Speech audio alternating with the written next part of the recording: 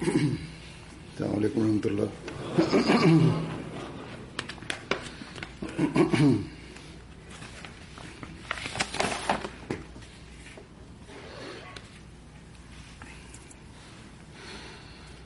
أشهد أن لا إله إلا الله وحده لا شريك له وأشهد أن محمدا عبده ورسوله.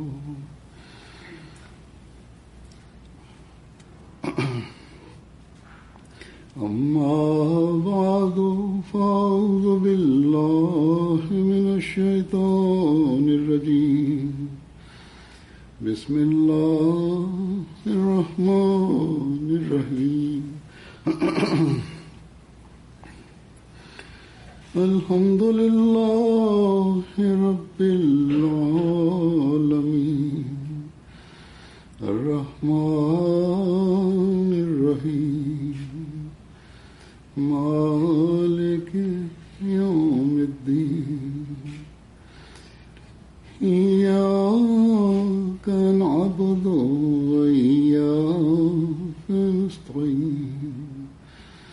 اهدنا الصراط المستقيم صراط الذين أنعمت عليهم غير المغضوب عليهم ولا الضالين.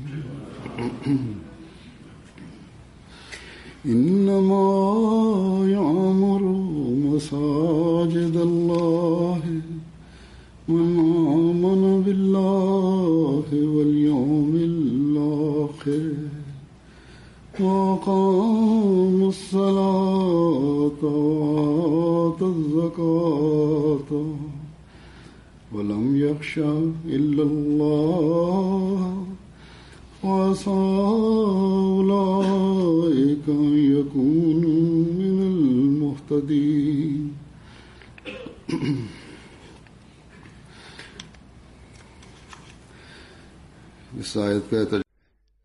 Die Übersetzung dieses Verses lautet: Die Moscheen Gottes besuchen nur diese, die an Allah glauben und an den jüngsten Tag und das Namas verrichten und die Zakat zahlen und niemanden fürchten außer Allah.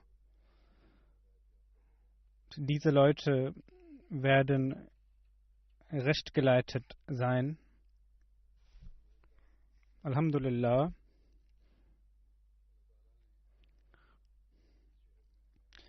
Hat Allah Ta'ala uns die Möglichkeit gegeben, in dieser Stadt die erste Moschee zu bauen. Und heute findet die Eröffnung dieser Moschee statt.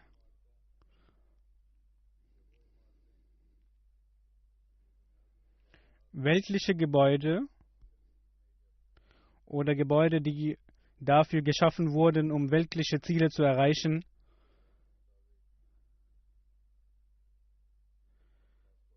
werden traditionell hier in diesem Lande, aber auch in den anderen Ländern mit weltlicher Freude eröffnet. Und man feiert sozusagen die Öffnung und sagt, dass man sehr viel Nutzen aus diesem Gebäude ziehen wird. Und jedoch, wenn die Moschee eröffnet wird, öffnen wir diese mit diesem Gedanken, dass wir die Zufriedenheit Gottes erreichen.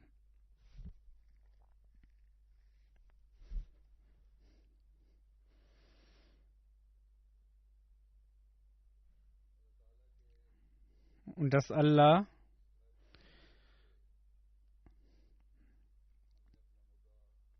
dass wir durch den Bau dieses Hauses Allahs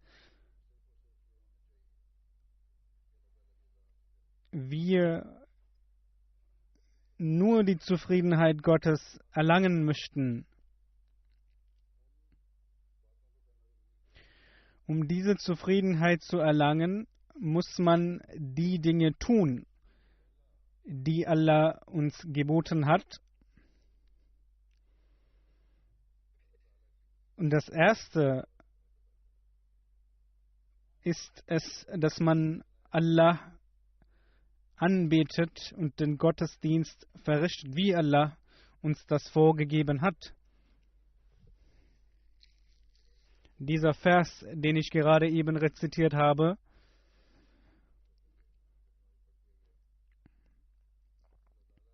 sagt Allah: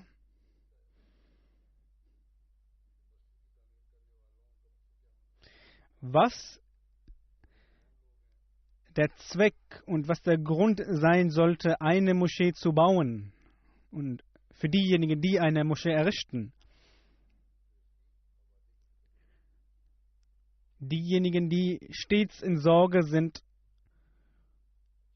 dass die Moschee gefüllt sein sollte, die an den jüngsten Tag glauben, die an Allah glauben, an den jüngsten Tag.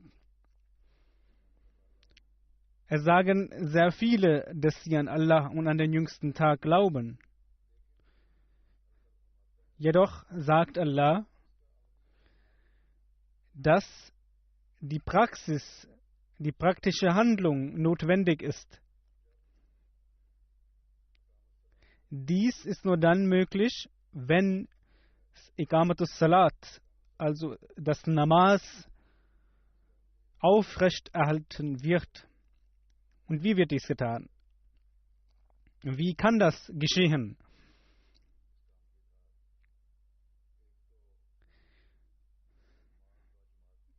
Erstens durch das gemeinschaftliche Gebet und zweitens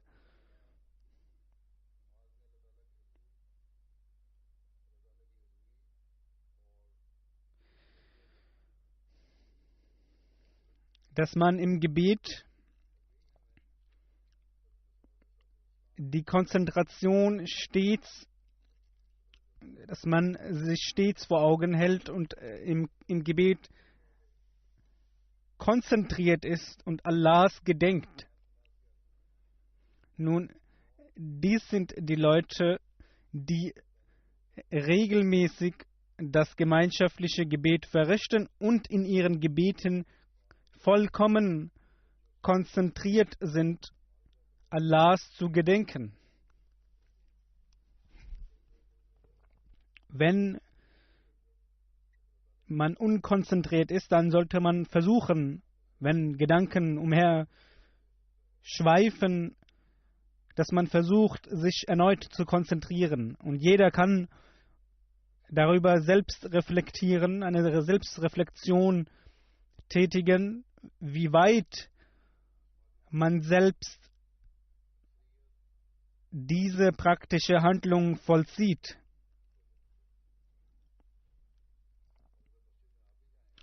Nun,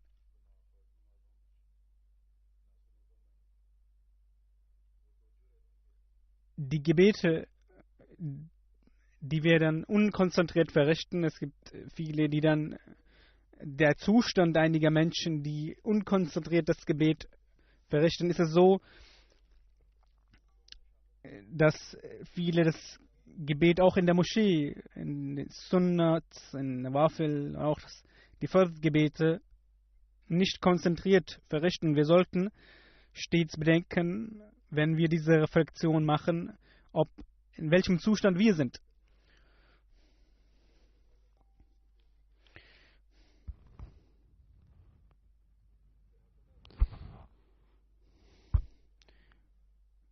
Wir sollten Menschen sein, die das Gebet verrichten, die Zakat zahlen, finanzielle Opferbereitschaft zeigen. Und Allah sagt in diesem Vers auch, dass sie nichts fürchten außer Allah. Sie sind stets in der Furcht Allahs und sie sind in Sorge,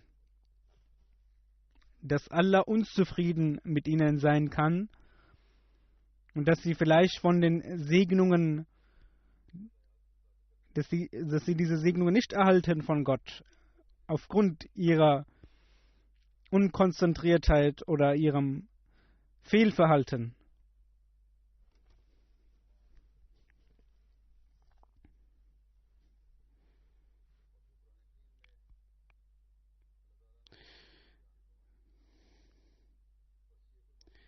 Dies ist keine kleine Verantwortung, die wir haben, die ein Gläubiger hat. Und nach dem Bau dieser Moschee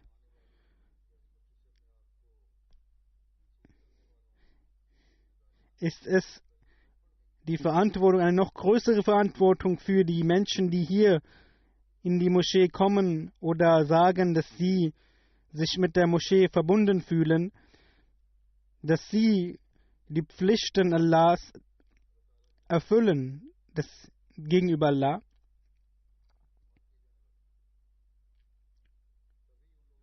Nur dann werden sie zu denen gehören, die die Zufriedenheit Gottes erlangt haben und Gott diese liebt. Vor diesem Vers sagt Allah,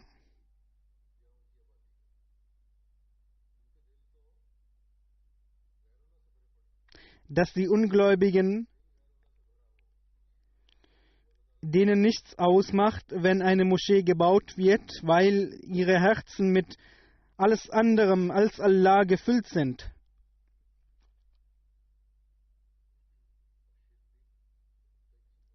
In Götzendienst verfangen sind. Der verheißene Messias a.s. sagte, der Götzendienst hat verschiedene Bereiche und Aspekte. Erstens, dass man ein Stein oder ein Lebewesen oder einen Gedanken anbetet und diesen als Gott einsieht.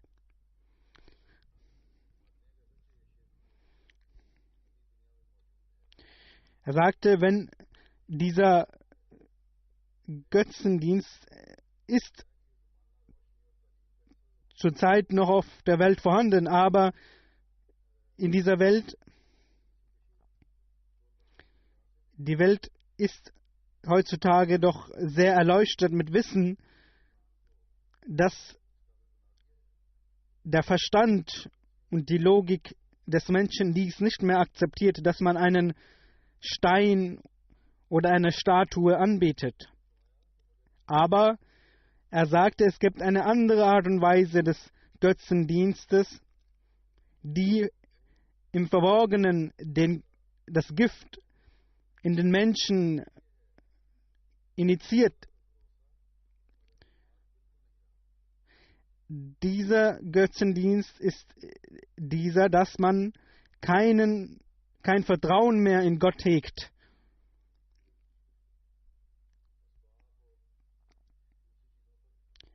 Und man auf andere mehr vertraut als Allah, auf seine Arbeit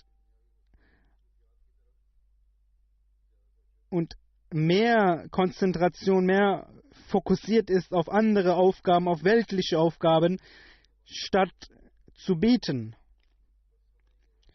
und in die Moschee zu gehen. Wir sollten beten. Wir sollten zu Allah demütig beten, dass er uns zu einem vollkommenen Gläubigen macht. Nur er kann uns zu einem vollkommenen Gläubigen machen. Und deshalb sollten wir dies von ihm erflehen. Und wir sollten nicht glücklich sein, wenn wir eine Moschee hier erbaut haben, dass unsere Aufgaben nun getan sind. Jetzt ist es die Zeit, dass wir die Rechte erfüllen, die Pflichten erfüllen. Und wenn wir zu Gott gehen, dass gesagt wird, dass die Menschen, die sind, dass sie eine Moschee erbaut haben und auch dann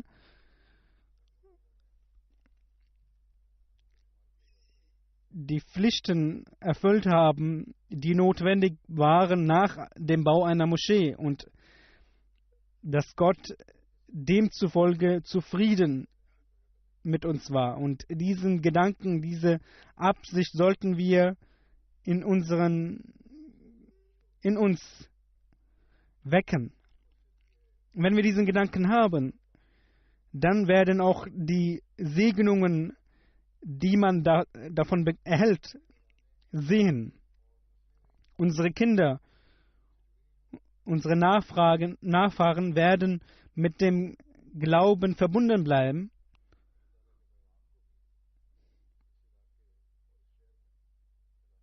Und wir werden diejenigen sein, die die Botschaft Allahs in diesem Ort verbreiten können und wir die Einheit Gottes hier verbreiten und die Flagge des heiligen Propheten sallallahu alaihi wasallam auf der Welt hissen können. Der verheißene Messias sallallahu wassalam hat den Zweck für den Bau einer Moschee einen Zweck genannt, indem er sagte, dass wenn man an einem Ort den Islam bzw. die Ahmadiyyat verbreiten möchte, dass man an diesem Ort eine Moschee erbaut. Er sagte, unsere Gemeinde benötigt sehr viele Moscheen. In welcher Stadt oder in einem Dorf, wenn dort eine Moschee erbaut wird, dann kann man davon ausgehen, dass die Jamaat nun Fortschritte erzielen wird.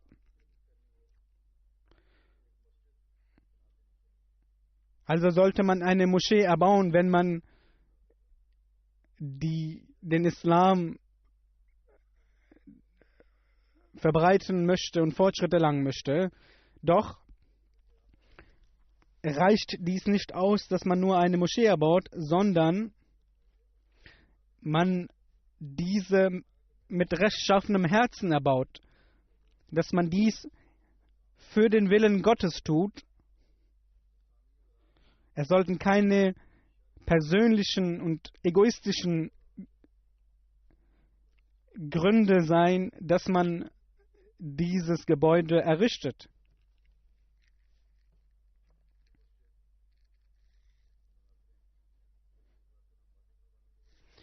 Eine Moschee, die wir erbauen, finanzielle Opferbereitschaft zeigen, da sollte keine Prahlerei und kein Stolz in uns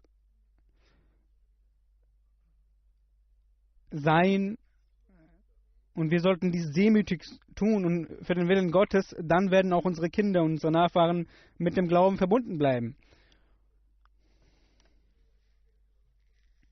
Also ist eine weitere Verantwortung für die Anwohner hier entstanden, dass man durch den Bau der Moschee nun in der Lage ist, auch in der Umgebung den Islam zu predigen und die wahre Lehre des Islams zu zeigen. Nun, es wird gesagt, dass hier an diesem Ort verschiedene Gebetszentren und Moscheen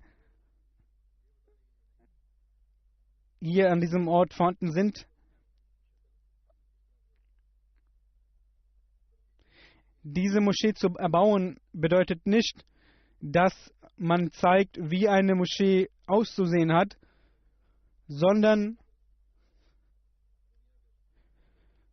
dass die wahre Botschaft des Islams, die friedvolle Botschaft des Islams der Welt gezeigt wird. Wir sind es, die durch das Gebet und den Gottesdienst den wahren Glauben des Islam auf der Welt verbreiten. Und hier können wir und sollen wir durch unsere praktischen Handlungen dies tun. Hier können wir durch unsere Vorbilder, unsere Handlungen dies zeigen, und wir sollten die Ahmadi-Bevölkerung, dass hier auch die Ahmadi-Bevölkerung einen Zuwachs erlangt. Doch es wurde gesagt, dass die Ahmadis hier eher weit entfernt wohnen. Auch habe ich mit Amir Saab gesprochen und er sagte, dass das Grundstück hier sehr groß ist Und hier, wenn nun die Erlaubnis erteilt wird, dass die Ahmadis hier Wohnungen bauen können, dann kann die und Ahmadis hier einziehen, dann kann die Moschee auch gefüllt sein und hier in der Nähe der Moschee wohnen. Und das ist ein guter Ratschlag, das ist eine gute Absicht, dass man versuchen sollte, dies umzusetzen.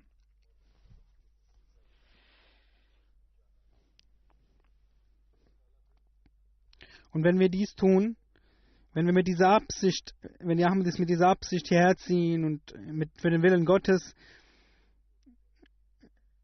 hierher ziehen, dann wird Allah auch Segnungen erteilen und die Ahmadi-Bevölkerung wird hier am Ort auch steigen. Im Jahre 1920, als Mufti Muhammad Sadiq Sahib hier angekommen ist, so stieg er hier am Hafen von Philadelphia ab. Doch er wurde nicht in das Land gelassen und er wurde in einem Haus gefangen gehalten. Dort gab es auch andere Gefangene.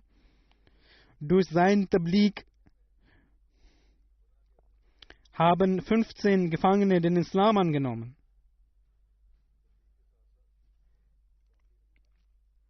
Durch das Tabligh war auch sein Vorbild ein Beispiel. Er hatte ein beispielhaftes Vorbild. Sein Gottesdienste, seine Handlungen waren ein Beispiel. Nun, man sagt, dass 5.000 bis 6.000 dann hier Ahmadis geworden sind. Hazrat Muslim Maud Anhu hat damals gesagt, dass wenn dies die Zahl des Zuwachses ist, dann kann in dieser Schnelle, dann kann sehr schnell in einer hunderttausendfachen Zahl die Zahl der Ahmadis gesteigert werden. Doch das Ziel konnte nun nicht erreicht werden. Doch jetzt haben wir die Möglichkeit, dass wir dies versuchen mit einem festen Entschluss.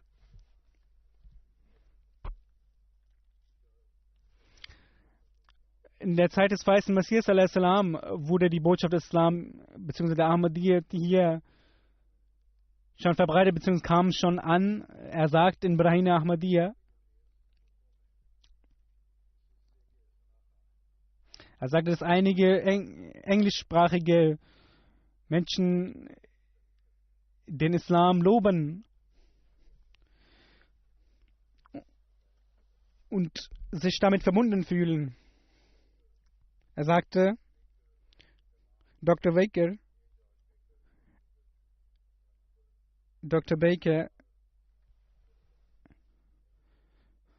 der hier gewohnt hat, in der Nähe in Philadelphia,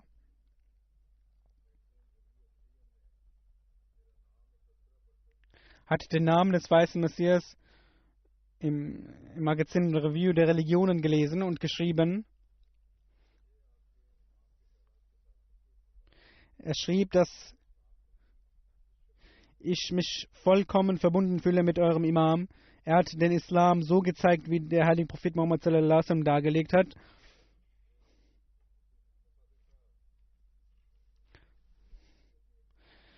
Mufti Muhammad Sadiq Sahib schreibt auch in einem Bericht, dass er in wenigen Tagen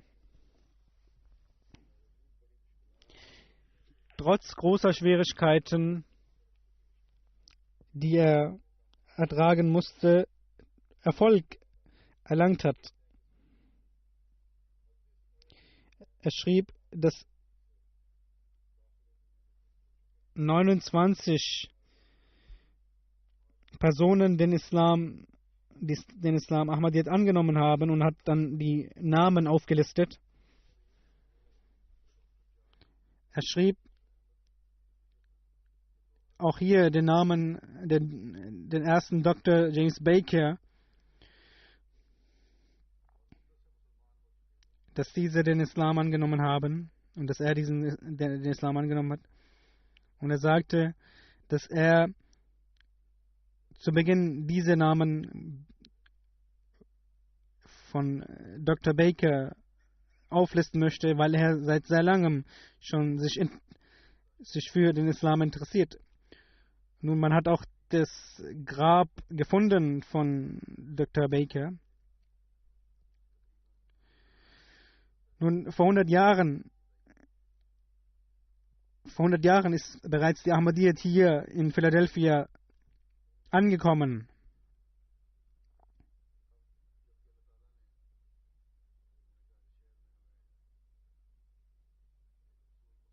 Nun hat Allah Ta'ala uns die Möglichkeit gegeben, eine wunderschöne Moschee hier in der Stadt zu bauen.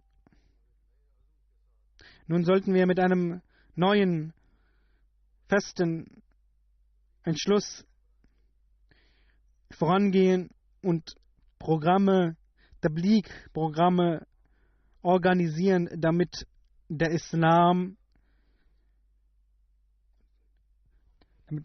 Ahmadiyyat hier verbreitet werden kann und dass dieser Ort ein solcher Ort wird, dass diejenigen, die hier in der Nähe ziehen möchten, Ahmadis, dass sie herkommen können.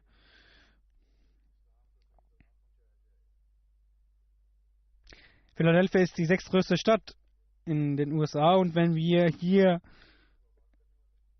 eine gute Arbeit leisten, werden aus dieser Stadt Leute hervorgehen, die rechtgeleitet sind, die die Moschee füllen werden. Und der Bau der Moschee zeugt auch von großer Herausforderung, dass wir unsere Zustände ändern müssen, verbessern müssen und in unserer Tabligh uns verbessern müssen. Wir sollten nicht damit zufrieden sein, dass wir eine Moschee gebaut haben.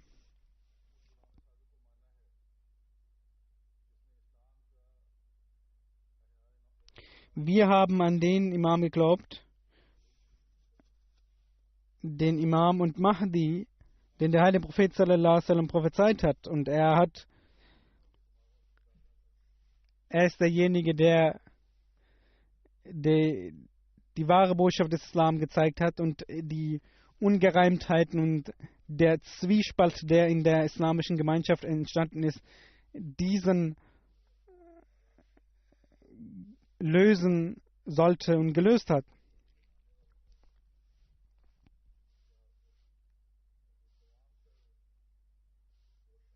Nun ist es die Aufgabe der Jamaat, der Mitglieder, dass sie diese Aufgabe voranbringt und ihre Zustände so weit verbessern, dass dies dazu führt, dass man in die Nähe Gottes gelangt.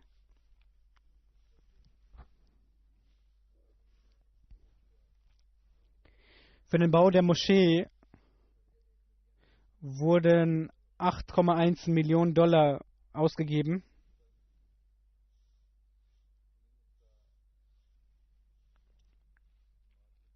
Ein Drittel hat die Jamaat gegeben. Einiges hat die Zentrale gegeben.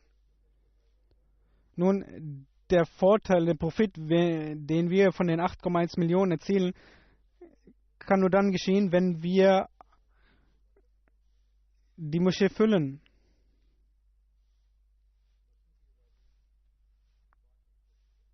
Man sollte versuchen, dass in dieser Moschee 5-mal am Tag gebetet wird. Und der verheißene Messias sallallahu wasallam sagte einmal, dass die Schönheit der Moschee nicht durch das Gebäude zu erkennen ist, sondern durch die Betenden, die in die Moschee kommen und ihre rechtschaffenen Gebete verrichten.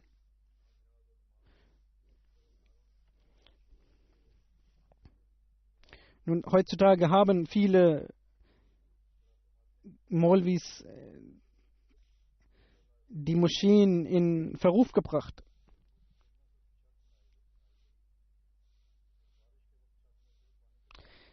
In der Zeit des Heiligen Propheten gab es eine kleine Moschee, die mit Ästen erbaut wurde. Und als es geregnet hat, ist Wasser eingeflossen. Doch diese Moschee war es, die vieles verändert hat. Deshalb sind die Betenden,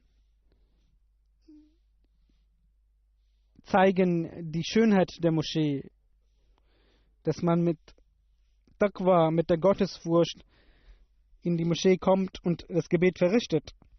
Und dann werden auch die Gebete erfüllt werden.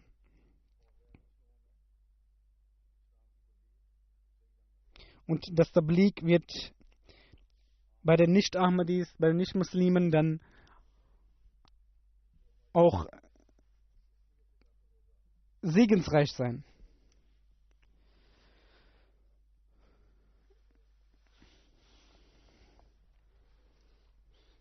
Nun, dies ist der Zweck eines wahren Muslims.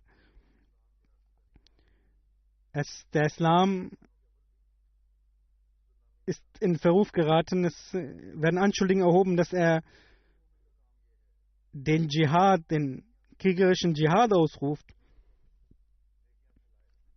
Doch unsere Aufgabe ist es, zu zeigen, was Dschihad bedeutet. Durch unsere guten Taten, durch unsere guten Handlungen ist es heute unsere Aufgabe. Der weiße Messias al-Islam hat dies uns sehr, sehr oft dargelegt. Er sagte,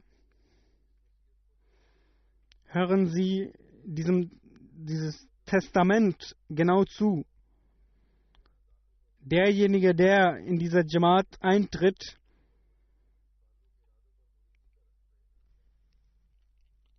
und eine Verbundenheit mit mir spüren, dann ist es wichtig und notwendig, dass sie die höchsten Ränge der Gottesfurcht erlangen und keine schlechten Taten von ihnen ausgehen, dass sie 5-mal am Tag beten, dass sie niemanden schaden mit ihrer Zunge, dass sie keine Sünden begehen, dass sie keine Unruhe stiften.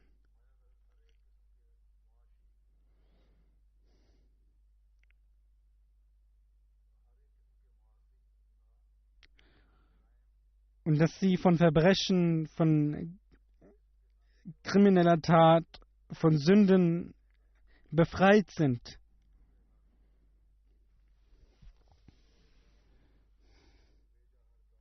Und von egoistischen Zügen befreit sind. Und demütig und bescheidene Menschen Gottes sind.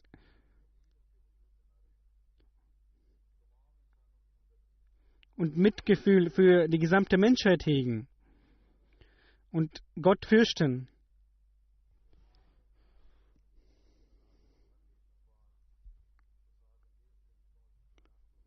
Und ihre Hände, ihre Füße, ihren Körper sich vor Unrecht fernhalten und das 5-malige Gebet aufrechterhalten. Und vor Tyrannei, vor Korruption, von jedweder Sünde sich fernhalten.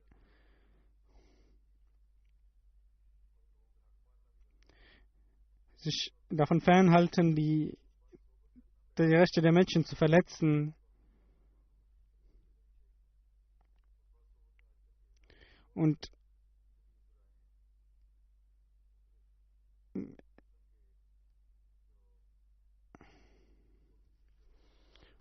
sich mit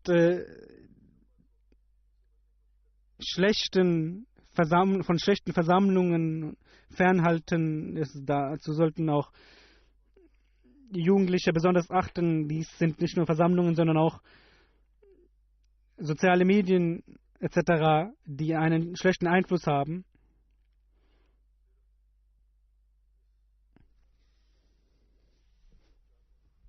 Und die Flüchtlinge, die auch gekommen sind, diese sollten auch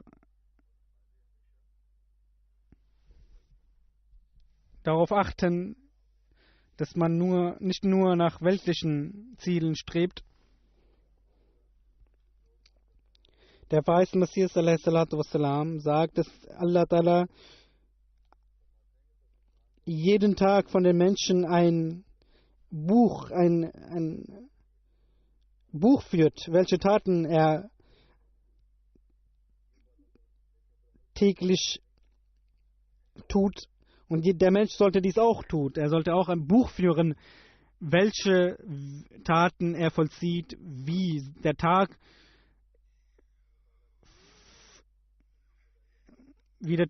von diesem Menschen war, ob er sich weiterentwickelt hat oder nicht. Der verheißene Messias sagt, dass heute und der Morgen sollte nicht gleich sein eines gläubigen Menschen. Und er sollte schauen, dass er sich stetig weiterentwickelt. Doch wenn es gleich ist, dann sollte man bedenken, dass man in einem schlechten Zustand ist.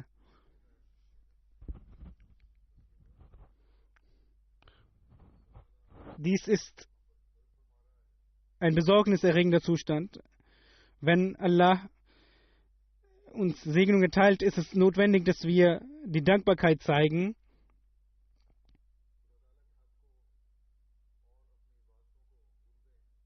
Menschen, die weltlich erfolgreich sind, haben Gott vergessen, haben nicht die Konzentration und den Fokus, dass sie Gott danken müssen dafür und welche Pflichten sie haben. Und diejenigen, die neu in diesem Land gekommen sind, sollten bedenken, dass sie nicht in der Welt versinken sollten, denn das bedeutet Zerstörung. Dem Glauben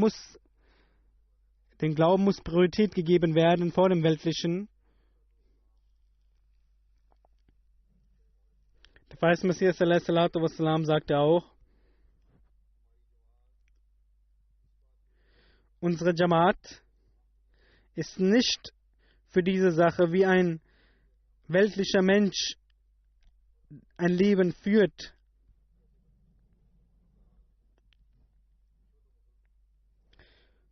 Oder die Muslime, wenn man sie fragt, ob sie Muslime seien, sagen sie, Shukr alhamdulillah, Alhamdulillah, Allah sei Dank, aber sie beten nicht. Sie erfüllen ihre Verpflichtungen nicht.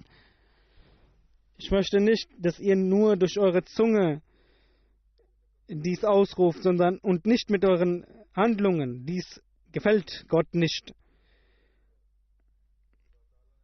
Und Gott, die Welt, die so abgekommen war vom Glauben, und deshalb hat Gott mich auf die Welt gebracht.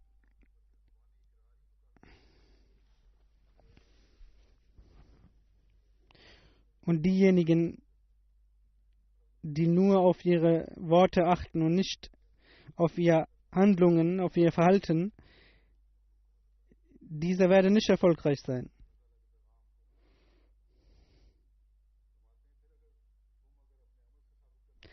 Wenn ihr mit euren Handlungen zeigen wollt, dass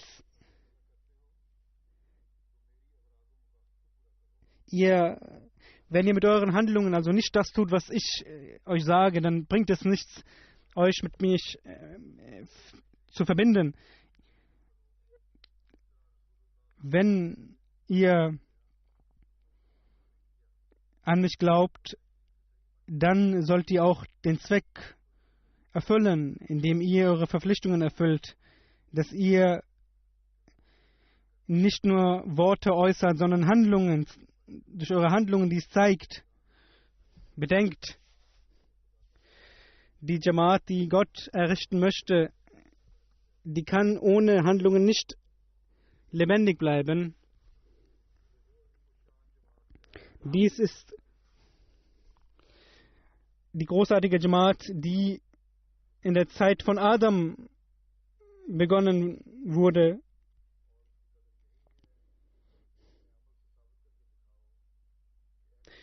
Ihr sollt dies vor Augen führen und eure Dankbarkeit zeigen. Und es ist keine einfache Aufgabe.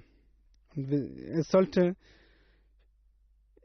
stets bedacht werden, dass das weltliche Vermögen nicht uns und für unsere Nachfahren Erlösung bedeutet,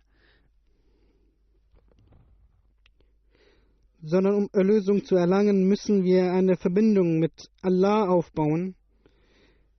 Wenn wir seine Gebote erfüllen, werden wir Erlösung erlangen. Möge Allah uns die Kraft geben, dass jeder dies auch erfüllen kann.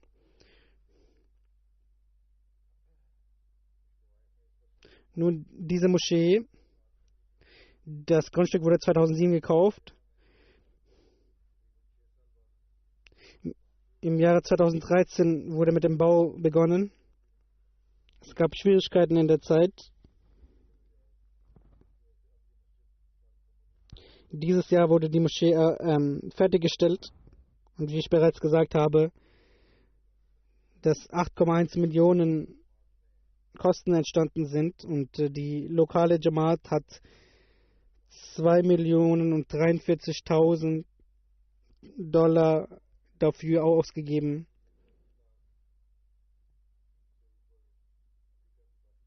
Eine Million und 24.000 hat ganz Amerika die anderen Jamaats gegeben und mehr als 4 Millionen kamen aus der Zentrale.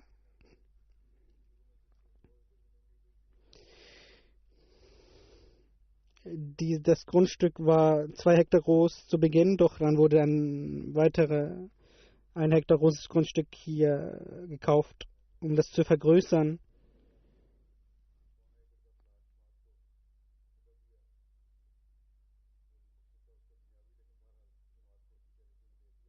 Es wurde auch ein Grundstück der Jamaat geschenkt hier. 4 Hektar groß ist das Grundstück.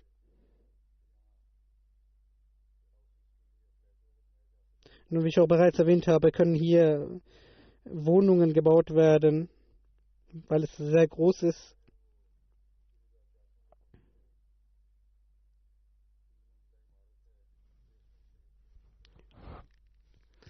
Das Gebäude ist 3 Stockwerke groß. Verschiedene Büros sind auf dem 2. OG. Es ist ein Muballigh-Haus vorhanden. Auch ist der Bereich der Gebetsräume zweistöckig.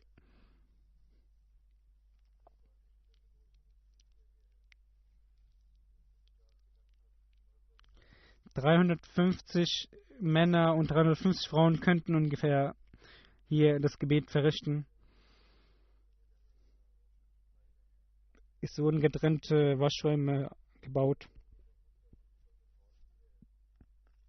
Es ist auch eine Halle vorhanden, in der 700 Menschen sich versammeln können.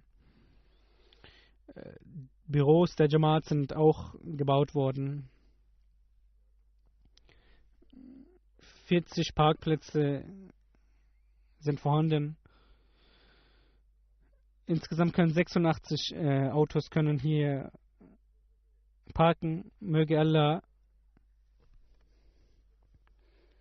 wie Allah auch den Zweck eines Baus der Moschee uns dargelegt hat, dass wir versuchen, und jeder Ahmadi hier diesen Zweck erfüllt, seiner Verantwortung nachkommt, möge Allah dies ermöglichen.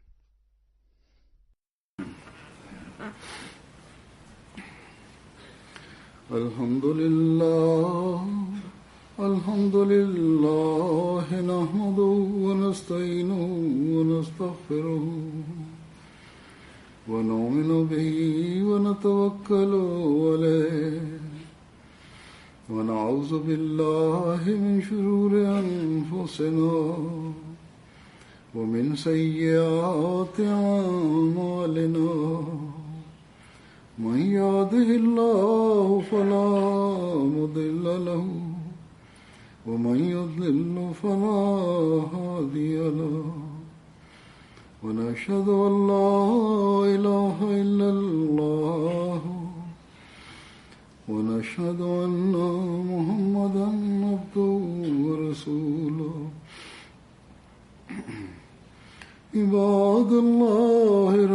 يذكركم الله إن الله يأمر بالعدل والإحسان وإيتاء ذي القربى وينهى عن الفحشاء والمنكر والبغي يعظكم لعلكم تذكرون اذكروا الله يذكركم وادعوه يستجب لكم ولذكر الله أكبر